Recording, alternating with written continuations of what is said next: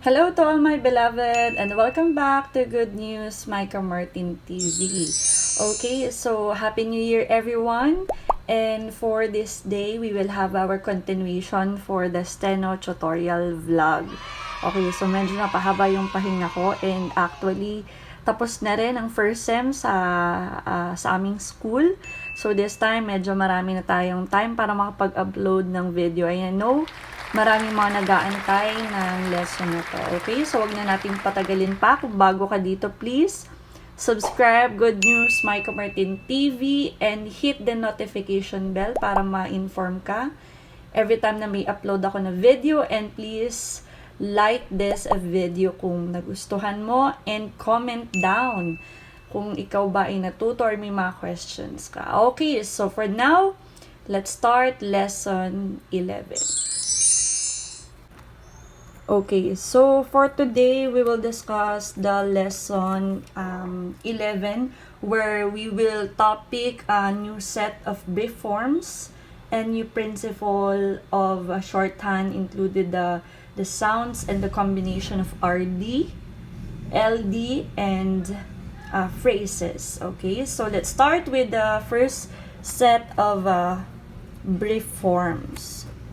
So again, pag sinabi nating brief form, ito yung mga salita na pinaiksi na lang. We don't need to include all the sounds in the word, no? So tatandaan lang natin yung mga letters included. So for example is when. These are the common words, no, na ginagamit sa sentence. So when is represented by en alone na yan. En. Next is where. Okay, yung past tense ng are. So that is er. Okay. So yung where na nasaan, yung where na W-H-E-R-E ay iba rin ang kanyang symbol. That is a where. Okay. So in transcription, magkaiba ang meaning niyan, yung spelling. So please be aware with that. Hindi lahat na magkapareho ng tunog ay pareho ng stroke. So next is the word send. So that is S-E-N alone. Okay, send. Next is after. After is represented by A-F-T alone. Okay, walang R, A-F-T, after. Next is could. Could is only K and D. Could. Next is should. Should. So should is the sound of ish and D. So brief form should. Next is end. Ayan, common yan nagagamit sa sentence yung word na end. And that is ND alone. Okay, ND. Okay. So reminder lang, itong where, ayan na, hindi siya kasama sa brief form dito. So nilagay ko lang. Yung ND na END naman, that is END. Okay. So it is not applicable for the transcription na may E. Ayan, yan na may E. So hindi pwede. So ito lang, end, conjunction. So next is from. Okay. From is represented by F and M only. That is from. And last, included in the brief form in lesson 11 is street. Is T-R, street. Okay. So these are the first or the set of brief forms in lesson 11. We have when, en, where, er, send, sen, after, aft, could, kd, should, ish, d, end, nd, from, fr, street, str. Okay, so I want you to review yourself and be familiarized with this. Laging ilalagay sa puso't isipan yan. Kasi talagang papakinabangan mo yan for the rest of the lesson. Okay, sa buong lesson natin dito sa shorthand. So, always remember that. Ang advantage kapag alam mo yung brief form, hindi ka manghuhula ng stroke. And mas madali siyang isulat kasi ilang stroke lang yung included sa brief form. So, always familiarize yourself, always read, tandaan para lagi mong maalala. Okay? So, next, okay, we will also discuss the RD, okay? All the sounds that has a letter or the sound of RD is represented by R siya na parang pa-curve sa dulo. Okay? R na pa-curve sa dulo. So, yung R na ordinary, di ba, ganyan lang. Pero yung RD, mas mataas yung dulo niya. So, for example, ganito. Assured. Assured. Okay, past tense. We commonly use this RD, hindi naman lahat. Pero yung sound na RD sa dulo, may past tense na sound. So, that is represented by A, ish, U, RD. Assured, okay? Next is hired. Hired. Okay, hired is represented by H, I, R, D. Hired. Okay? Next is insured. Insured. Okay. So, insured is we have in, ish, u, RD. Insured. Next is toward. Toward. Pero alam niyo, ang tamang pronunciation niya is toward. Toward. Hindi toward. So, toward. That is T-O-R-D. Toward. Next is guard. Guard is, spell what you hear, we have gay, A, guard, RD, guard. Okay, guarded, so nilagyan lang natin ang past tense, same pa rin, gay, A, R, okay. Bakit siya na-include? Bakit nilagyan pa ng past tense? Kasi, may D na siya, RD, tapos past tense na D, diba, sa sound. So, put na lang tayo ng D dyan. So, na-doble yung D na sounds. Kasi sa RD, included na isang D, then nag-past tense pa siya, dead, guarded, kaya nag-include pa tayo ng isang letter D. Next is record, R-E, ayan, record.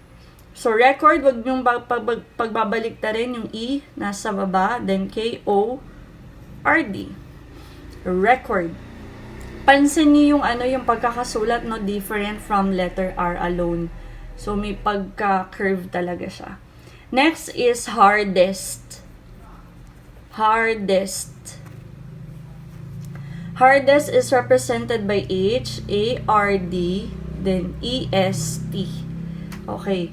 Hardest is represented by H, ayan, H-A-R-D. Yan. Ayusin lang natin yung yung camera.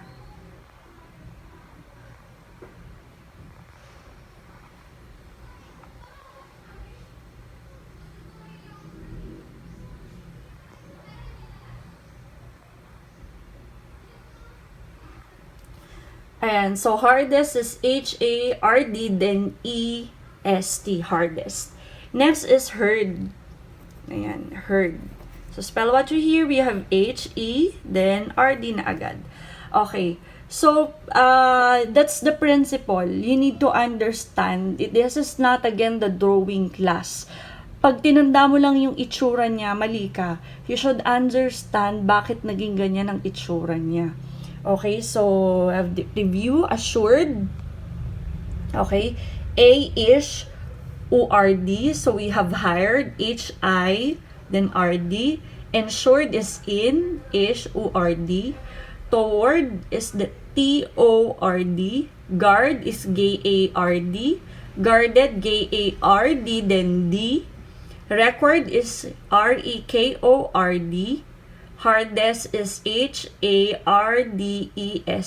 And heard is H-E-R-D. Okay, so that's the principle of the sound, the letter combination RD. Next is, sunod tayo dito sa pangatlong part ng lesson 11, that is LD naman. So, and LD. So, that is the combination of L and D. So, parang katulad lang din nun, pero mas mahaba. Okay? Mas mahaba yung sa LD. Okay? May pa-curve din siya sa bandang dulo. So, the first sample word is mailed. Okay? Mailed. So, mailed is represented by M-A-L-D. Yan, mailed. Okay, next is old. Old. So, there is L-D. The sound that is O-L-D. Ayan, old. Next is failed. Failed. So, we have F-A-L-D. Next is field. Field is F-E-L-D. Yan. So, madali lang. Kailangan lang na iintindihin. Ayan, yung principle. Told. Told is T-O-L-D. Next is build. Build is B-E-L-D. Okay? Builder. Ayan, lagyan natin ng R. Same pa rin. B-E-L-D. Then R. Okay? Builder. And next is folded. Okay, folded, parang yung kanina. So, we have F-O-L-D, then past tense D alone. Okay, so these are the sample words for the principle of LD, the stroke of LD. So, we have mailed, M-A-L-D. So, we have old, O-L-D, F-A-L-D for failed. Failed is F-E-L-D. Told is T-O-L-D. Build is B-E-L-D. Builder, B-E-L-D-R. Folded is F-O-L-D, then D. Okay. So, madali lang siya. Kailangan lang tandaan. Ayun lang talaga, kailangan tandaan. So, these are the sample words. Okay, words yan. Para sa lesson 11. So, the brief form, don't forget the sound of RD and the symbol for LD. So, here we will also discuss bin phrases. Okay, bin phrases. So, pag sinabi nating phrase, diba, these are the group of words that doesn't have complete thought. So, in order to write quickly this group of letters, so, i-combine na natin siya together with one stroke. So, for example, have been is represented yan. Medyo mahaba yan kasi V at saka B. So, we have V at saka B. Okay, that is have been. This is the letter V or victory, then B is represented for been. Okay? So, next is I have been. I have been is just put I, V, and tuloy sa B. I have been. Next is, ayan lang, pare-pareho lang, tuloy-tuloy lang, nagkaiba lang sa unahan, no? Okay, you have been, so the U, V, and B, you have been. Ito naman, next is had been. Had been is H, A, D for had, then yung been, ayan, B na lang. Next is I have not been, or sorry, ayan, I have not been. So that is A, V, not, and then been. Okay, I have not been. Next is it has been. Ayan. It has been. So, the it is T only, then has been. Tsaka mo lagyan ng tuldok. Ayan. Ihuli mo na lang yung H kasi ayan, para tuloy-tuloy yung sulat mo dun sa has been. So, next is I could have been. I could have been. So, unahin mo I, then could. Diba ganyan yung could sa brief form kanina? Tapos, have daw. O, lagyan mo ng have. Okay? Mali ako. Okay, this is how we correct our error. We will encircle. Hindi pwede nating scratch na ganun. Okay? So, nagawa ko agad yung B. So, that is I could tapos have been. Ayan. Victory then been. And next is I should have. I should have been. Haba. Ang haba kasi ng mga phrases. Ayan, so I should, ish, di, tapos have been, okay? So, ayan, yung have, basta na pa-left siya, yung been is pa-right. Then, had not been. So, each uli, had. Tapos, lagyan mo ng not, and, then been. Okay. So, those are the sample words for been, have been, okay, have been, I have been, you have been, had been, or had been, yung isa have been, I have not been, it has been, okay, ito, I could have been, I should have been, had not been. Okay. So these are the been phrases. So hindi pa tayo tapos, meron pang isa nakasunod sa phrase, and that is able. Okay, able in phrases. So able in phrases is represented by A alone. Okay? So the symbol for able is A. So for example, I have been able. Okay. So, for the symbol of able is I have muna. I have been. Tapos lagyan mo ng A. Able. Okay. Next is I have not. Ganun lang din. Been able. Okay. So, that is I have. Yan muna. Have. Diba? Tapos not. Then, been able. Next is you have been able.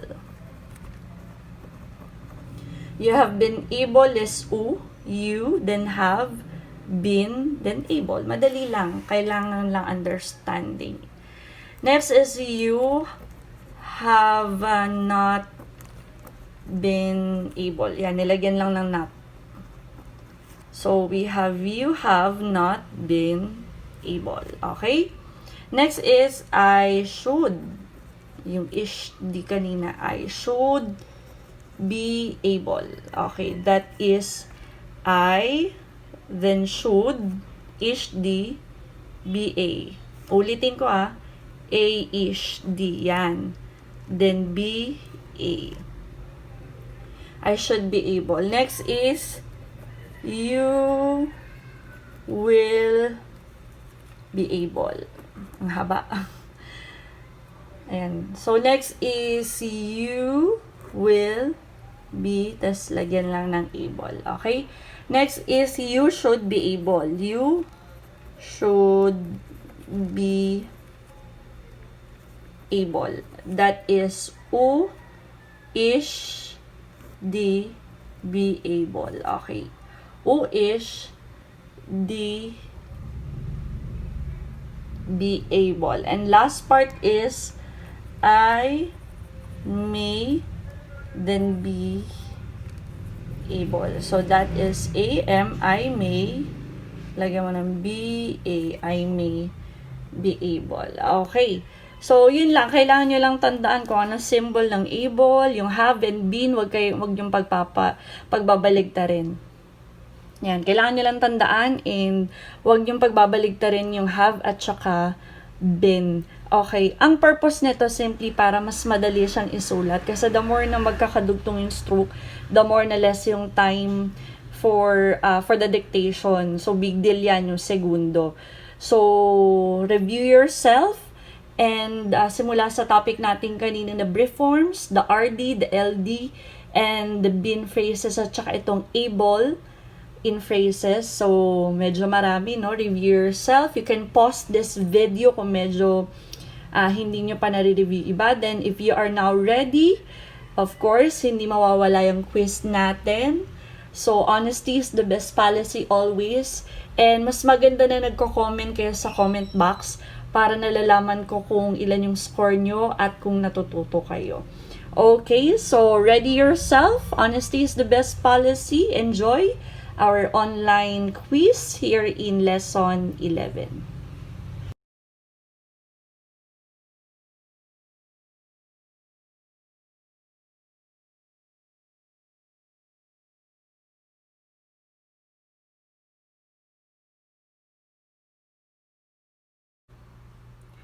Okay, so this time let us check our quiz number 11. So I hope na talagang sinagutan niya ng higit sa makakaya ninyo without looking, no? So without looking at our Steno vlog. So let's evaluate ourselves kung natandaan mo, kung may natutunan ka for this lesson 11. So again, there's no other way on how we will write this strokes except dito sa aking isusulat. So, checkan mo na lang yung iyong activity and comment down later your score. Okay, so let's check. Number 1 for record, that is R-E-K-O-R-D. Next is street. Street is S-T-R for brief form. Builder is B-E-L-D, then R. Okay, may iyan na. After is A-F-T only. Assured is A-ish, O-R-D. Next is could, that is K-D only. Told is T-O-L-D. Hardest, okay. Hardest is H-A-R-D-E-S-T. Okay, insured is in-ish, O-R-D. Next is when, that is E-N. Next is where, yan, E-R. Should is ish, D, not S ha, ish. End, N-D. Send, S-E-N. For, toward, that is T-O-R-D. Guarded, that is G-A-R-D, then D. Next is heard, H-E-R-D. Filled, F-E-L-D. Fold, that is F-O-L-D. And from brief form, F-M. Okay, so these are the words for lesson 11 quiz. Okay.